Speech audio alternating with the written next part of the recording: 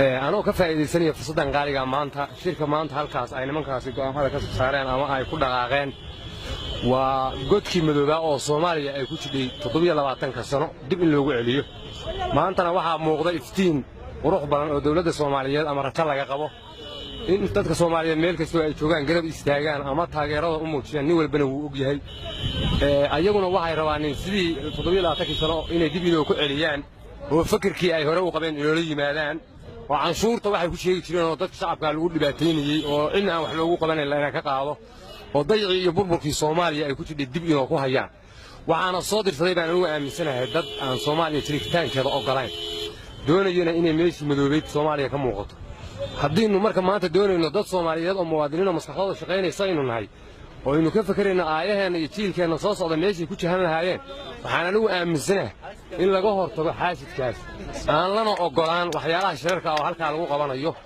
waxa ay ku hanjabayaan ama dawladda federaalka ugu hanjabayaan ku goodamayaan waa dadkeena shacabka Cabdiweli inagu ina ka tagay xaaf qolow ka yimi oo Soomaaliyeed dhammaan dad Soomaaliyeed bay ku wada hanjabayaan ku go'aaftamayaan dadka Soomaaliyeedna ha ogaadeen in awood ay u iska leeyihiin ciiday doonaan diri karaan ciiday doonaan u yeeran karaan marka waxaan doonaynaa dhammaan dadka Soomaaliyeed gobol kasta ku noolaadeena in cadownimada dhaxolayn qabiilkana ayagu ay galiyeen wax dagaalamaya aysan jirin dadka Soomaaliyeedna gobolka tigtigba ay ku soo dhaweynayaan oo yaa taan cid ku oranayn laakiin waxa kala tilmaamo kala sheegaa in ayaga yihiin maantana ay u baahannahay inaan iska garabsano oo ka hortagno waxa ay wadaaneen innaga awood wadanka u ah innaga dawladnimada ah innaga shacabka wadanka ah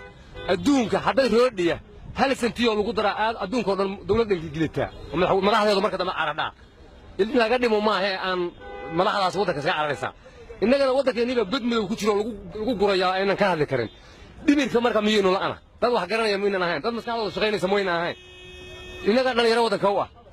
maanta Cabdiweli Ali Gaas iyo madaxdii ka horeeyay ama maamul gobolka ka tabaadee wadanka halkii bil waxay soo galiyaan inta oo rasaas iyo intaas oo huba innagana leeyo dhiibaa qalin iyo buug bay wataaneen qaabka inoo maamulayaan naftooda ka shaqeeyaan godka madow inuu ku waan maxay tahay hal subax hadii inuu leeyahay jooji waxa wadid subaxdii ay boorka ka duub wallahi inuu sii joogi karin gobol kasta mid kasta ka yimaad waxa uu ku dhaaranayaan federaalka ugu hanjabayaan waa innaga inuu nagu taageero muujino federaalka taageero u muujino oo god madow baan ka soo baxnay idinka Alle ku celi Alle ku celin daraahno oo nin walba gobolku ka yimid leeyahay hadaa ku soo noqotay ku soo gaaray mas'uul Allah ka meesha ka timiye meesha aad ku dhaaranaysa aad waxaan aaminsanahay inaynu dawladda Soomaaliyeed awood loo caalamka ka gorgortami karno inuu yeelanayno maantana waynu aragnaa geeska Afrikaba madaxweynihii Soomaaliya hogaamiyaba kaba ah igad buu heshiisiinaya afarta beershu maraya waad ogtihiin Afrika madaxdeedii 55 dawladood weeyii Afrika waxa isugu talagashay China hadii la ku rooyahay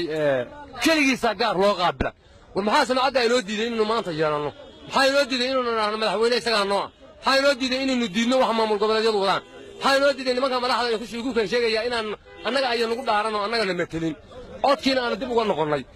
dadka Soomaaliyeed fursad aan ka faa'iideysanay meel kasta ay joogaan wadada walaala waxaan ugu baaqayaa inay midoobaan gacmaha isqabsadaan kana hortagaan waxyaalaha noocaas oo dhibaatada iyo godka madow ku haynaya